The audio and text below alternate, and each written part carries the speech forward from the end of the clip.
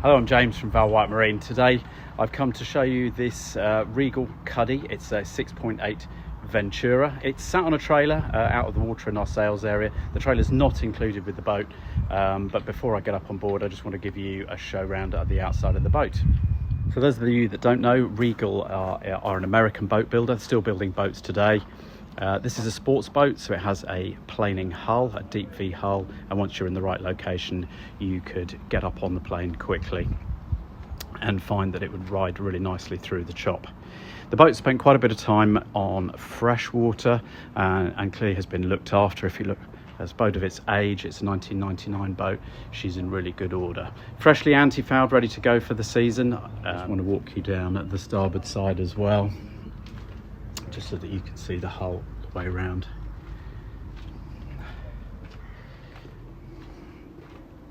In terms of obvious defects, it's virtually scratch free. There aren't really any bumps to be seen. The only thing that would probably compound and improve is there's a little bit of a loss of shine on the gel coat and on the blue band, but for a boat of its age it's looking fantastic. Just back round at the stern, I wanted to show you the outdrive on here. This, as I mentioned, is a boat that's been used on freshwater quite a lot, with a restricted speed limit, and these boats, well, they're okay. A low speed limit, they do wander a little bit because they don't have a keel, so at some point in the boat's life this rudder safe has been fitted, this device on the back here, to improve low speed handling, and that would really help it steer on the river and give you straight line low speed handling.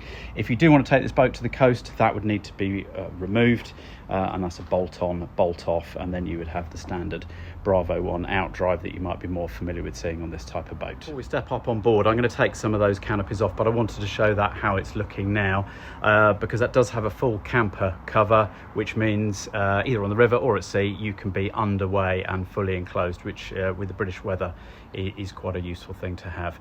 So it's got various formats, this, and hopefully I'll show that when I'm up inside, but if you can just see there where that line goes up, that whole rear section comes out so that you can have the forward section, and then it goes down in various stages. You can take the sides off, the front screen off, and just have it as a bimini as an alternative. So I've stepped up onto the swim platform. That's worthy of mention itself because the current owner has refitted this with a nice synthetic teak, so that looks really good. It looks modern and smart.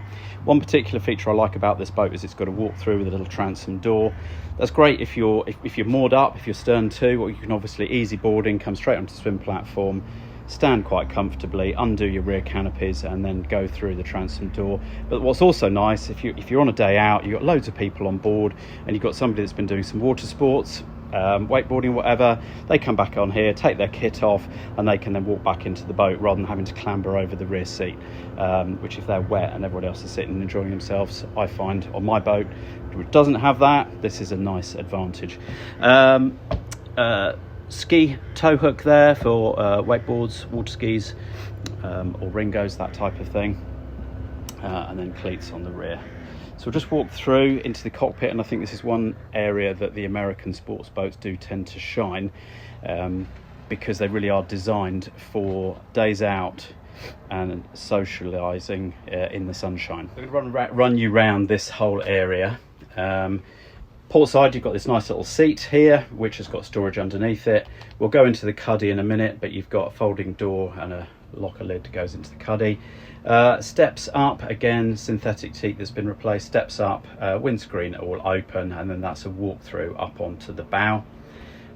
There's your helm. It's a fairly conventional helm. There's a VHF on this boat. And then coming round, you've got this quite nice double helm seat, which is both forward and aft facing.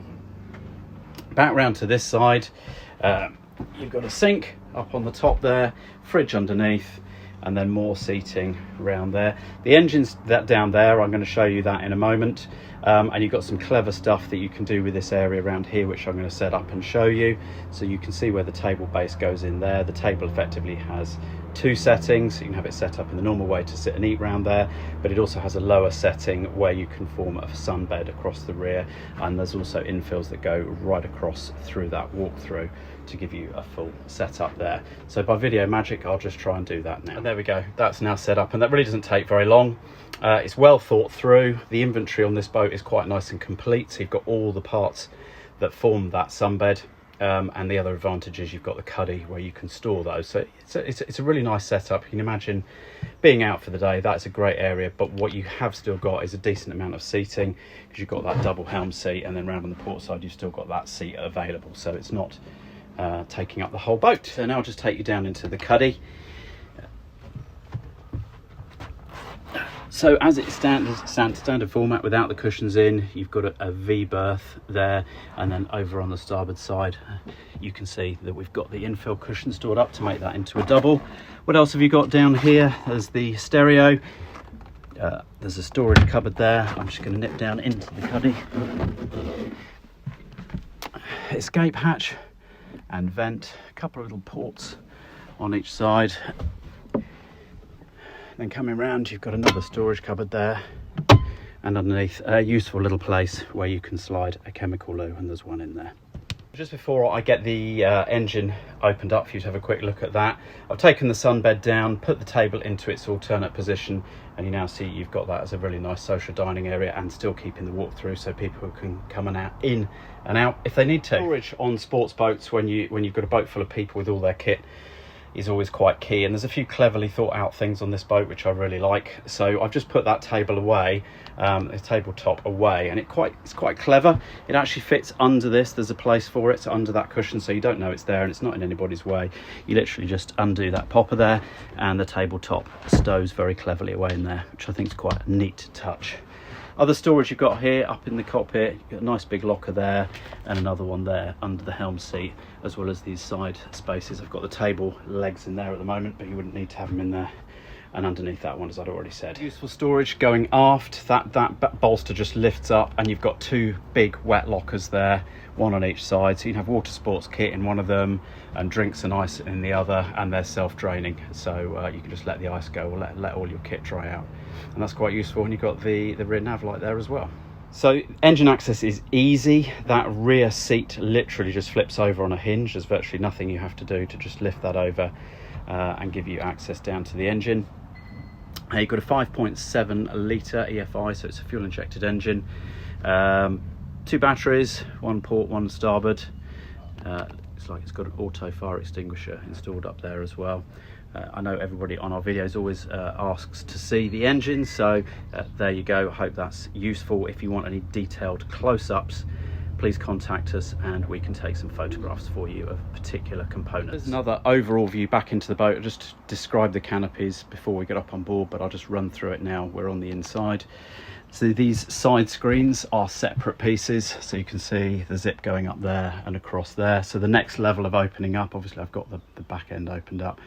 You could take these side screens off, it's a windy day, keep the front in, and then finally you've got the option to remove that whole front section if you want to, or parts of it, so you can just have the centre up if you need to, and that's got straps, so you could roll that up for easy access onto the bow. Take the whole thing, so if you have the sides off and the forward section off completely, you'll be left with a bimini, which is a really nice thing to have.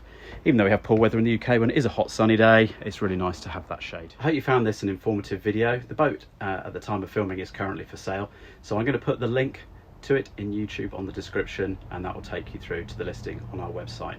If you'd like to ask more questions, the contact information for us will also be there. Please email us or give us a call, and we'd be happy to help with any questions you have. Thanks for watching.